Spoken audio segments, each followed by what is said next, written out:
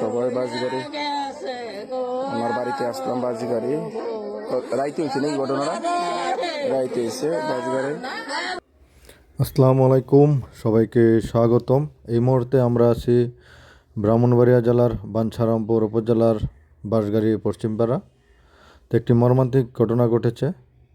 আবুল হাশেমের ছেলে ওবায়দুল্লাহ, আপনারা যাকে স্ক্রিনে দেখতে পাচ্ছেন, বিকাশ এবং মুদির ব্যবসায়ী। তো গত রাতে যে কোনো সময় দোকান থেকে নিখোঁজ হয়েছে। কটার সময় হয়েছে? ঘটনাটা আমরা শুনতে পাচ্ছি সকাল 7টার দিকে।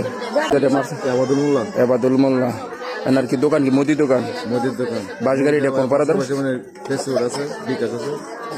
কি আপনি আশঙ্কা করেন যে শত্রু?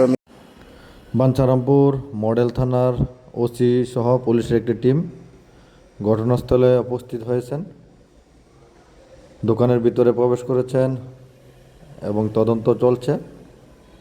দোকানের ভিতরে শাটার সহ ফ্লোরে রক্তাক্ত অবস্থা পাওয়া গেছে। তো এখনও অনুমান করা যাচ্ছে না আসলে কি ঘটল। অনুমান করা যাচ্ছে যে হয়তো দুর্বৃত্তরা দোকানের ভিতরে ঢুকে যে কোনো একটা ঘটনা ঘটিয়েছে। তো যদি ওবায়দুল মোল্লাকে পাওয়া যায় বিস্তারিত জানা যাবে। তো এই পর্যন্ত এখন পর্যন্ত আপডেট। তো বিস্তারিত আপডেট আমরা জানার পর দেওয়ার চেষ্টা করব।